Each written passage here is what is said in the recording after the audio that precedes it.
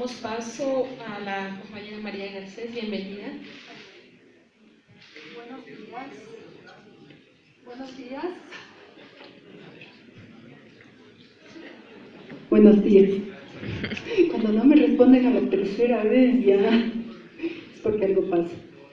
Sé que el día del combate a muerte, hombros del pueblo apoyarán mis hombros.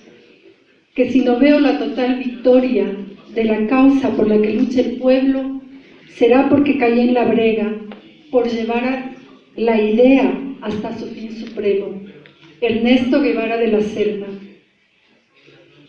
Carlos Marx, en su escrito de juventud, Contribución a la crítica de la filosofía del derecho de Hegel, esbozó las ideas que determinarían el salto cualitativo que significó la filosofía materialista en relación a la filosofía idealista. ¿Cuál sería este salto cualitativo? Que la filosofía no debía limitarse al conocimiento y a la descripción de la realidad, sino a su transformación.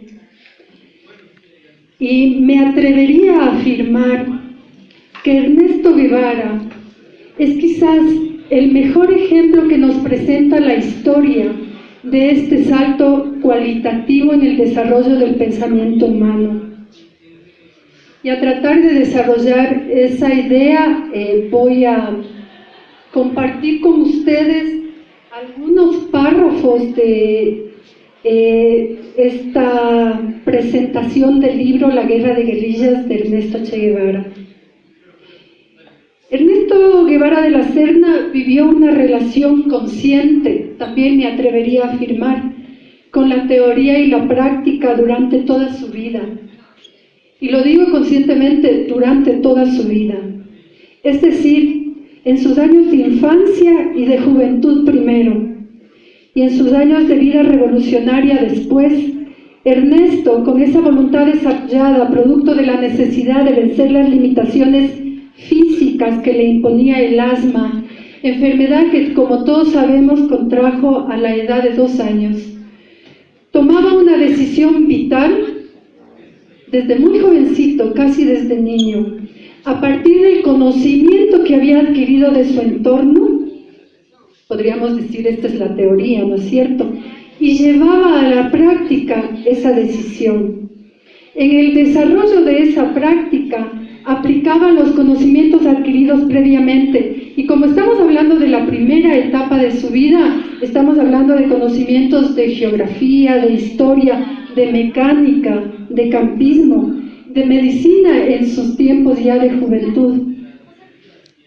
Y al mismo tiempo se iba produciendo una nueva etapa de observación, de lectura, de estudio, de reflexión y de intercambio de ideas, porque el Che era un gran conversador, que le conducían a nuevas conclusiones, a nuevas ideas, y que luego de análisis, de estudio, desarrollaba estas nuevas conclusiones de ideas en una nueva teoría que nuevamente trataba de llevar a la práctica.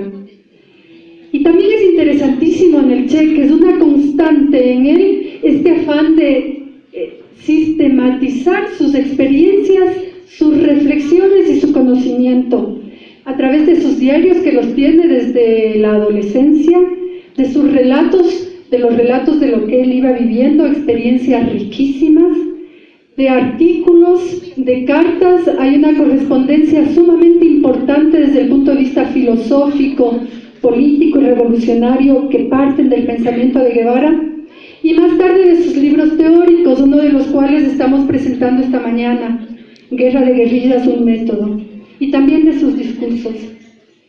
Y esta relación con la escritura le llevó a desarrollar un estilo literario claro, conciso, y también es muy interesante, no exento de buenísimo buen humor. Como ejemplo de esta constante relación de Ernesto Guevara entre ideas y vida, o sea, teoría y práctica, se puede tomar el viaje de en motocicleta con su amigo Alberto Granado.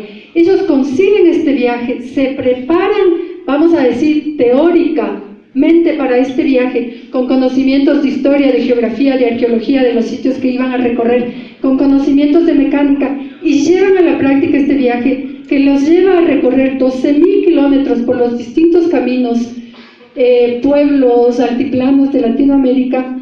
Y es en este viaje en que Guevara consolida sus incipientes ideas revolucionarias, porque este recorrido les lleva a las profundidades del continente sudamericano, claro, con sus lacerantes realidades. Ellos están en la mina de Chuquicamata, por ejemplo, están en el altiplano peruano, en el altiplano chileno, están en las selvas amazónicas, en el Leprocomio, en la selva amazónica, luego también pasa por Bogotá, Caracas y finalmente Miami.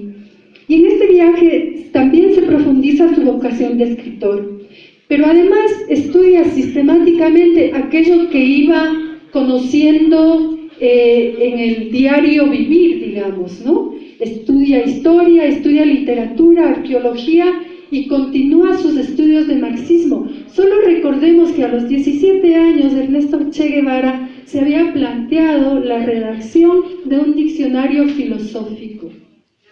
Para plantearse la redacción de este diccionario filosófico a los 17 años tenía profundísimos conocimientos de filosofía.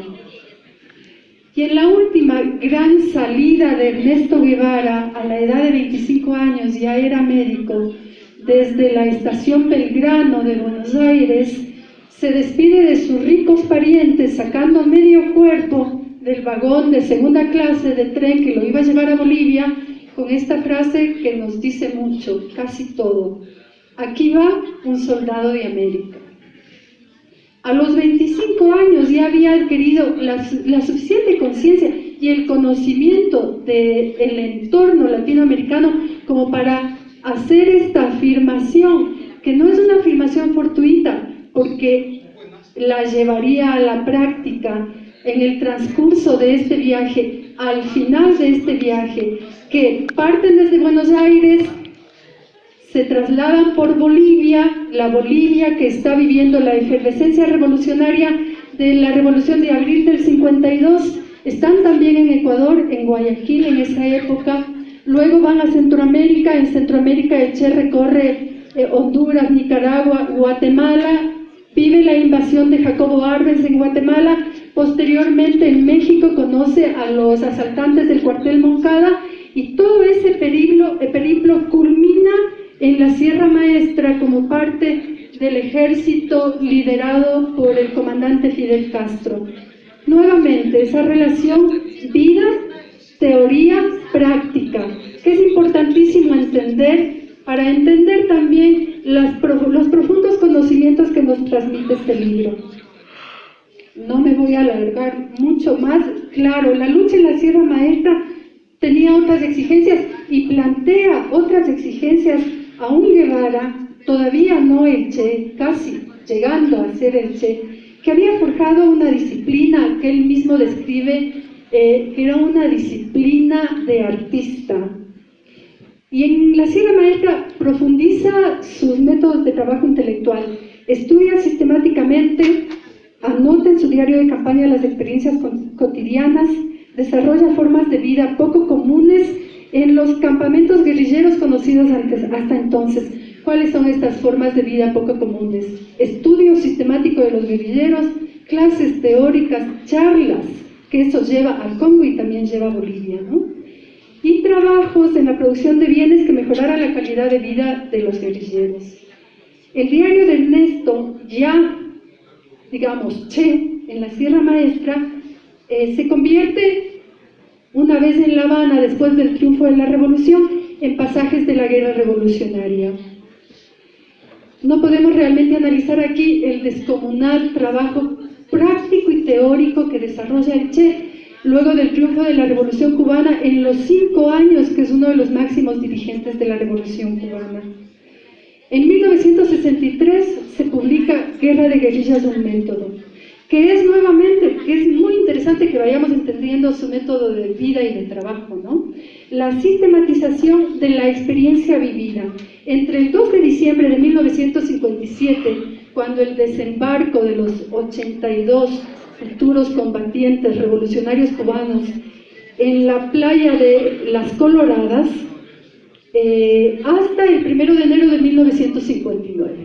Guerra de guerrillas, un método es, repito, la sistematización de las experiencias que vive en Sierra Maestra Ernesto Che Guevara, primero como guerrillero, después como comandante. Es también importante que tengamos conciencia que Ernesto Guevara, siendo argentino, es el primer comandante nombrado por Fidel Castro del contingente número 8, Ciro Raimundo.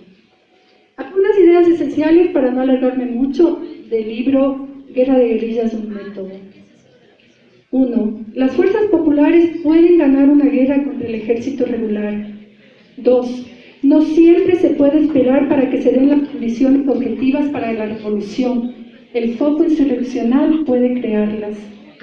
3. En la América Latina el terreno de la lucha armada debe ser fundamentalmente el campo. Me voy a quedar en la cuarta. La guerrilla es un método para lograr un fin, la conquista del poder político. Y nuevamente, me he saltado un poco de ideas esenciales, y nuevamente el siguiente paso. Y aquí sí me gustaría recalcar algo. Nosotros en este momento estamos hablando en 10 minutos, de un revolucionario en una época de efervescencia revolucionaria en el mundo. Eso tenemos... ¿Me puedes alcanzar, por favor? Eso tenemos que tener muy claro. Y vamos al siguiente paso. A partir de su evolución teórico-práctica, de su evolución vital, Ernesto Guevara